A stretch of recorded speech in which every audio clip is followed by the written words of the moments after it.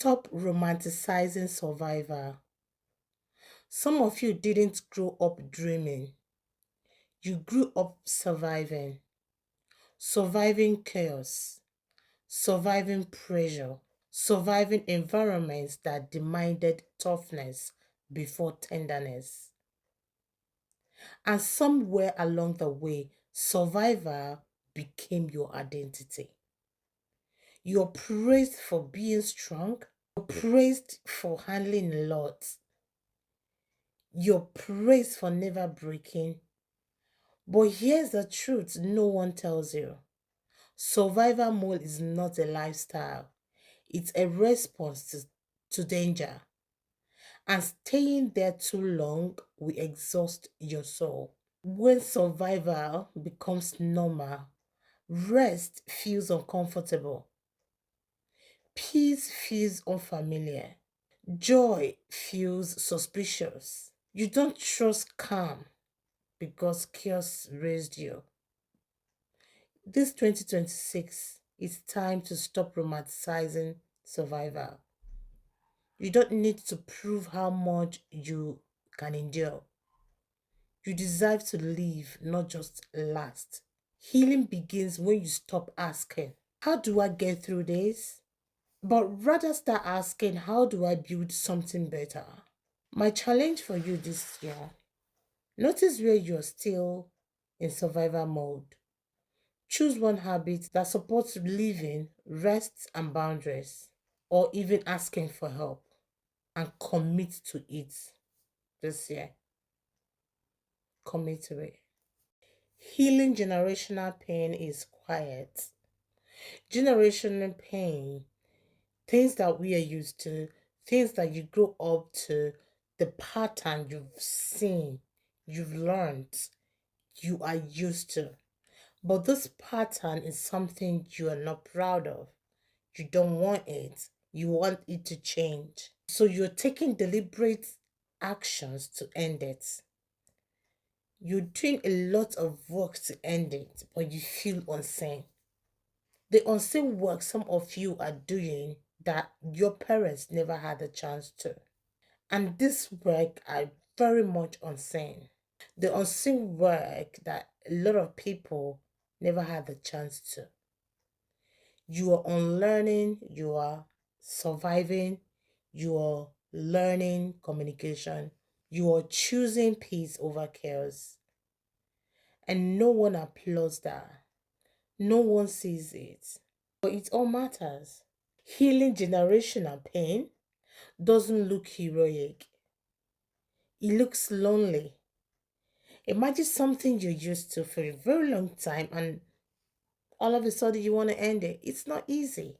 It is a lonely work. It doesn't always look heroic, but it looks lonely. It looks like setting boundaries, breaking cycles, choosing differently, and sometimes it feels unfair. But your future generation will breathe easier because you chose to heal. That is legacy.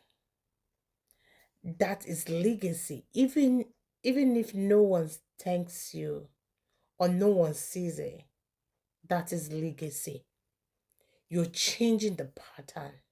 My challenge is whatever pattern you feel you need to change, even if it looks lonely, and you know it's a pattern that you need to correct, do it.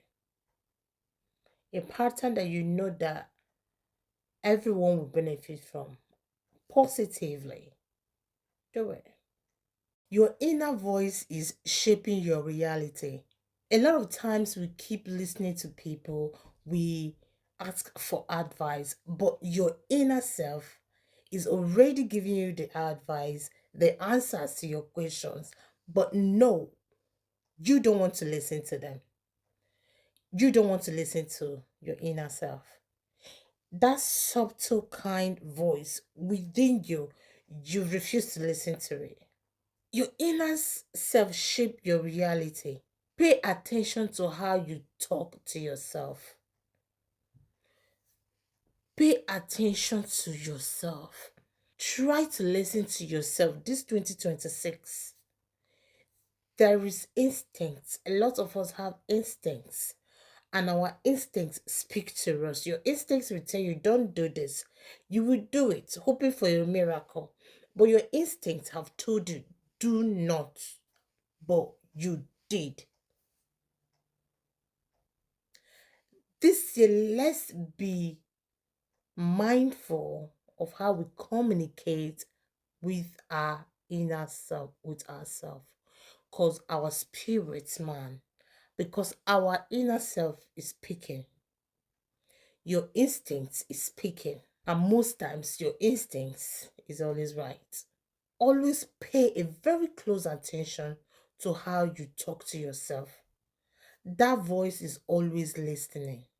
If you speak in shame, you live in doubt. If you speak in grace, you will grow in confidence. Self-talk becomes self-belief.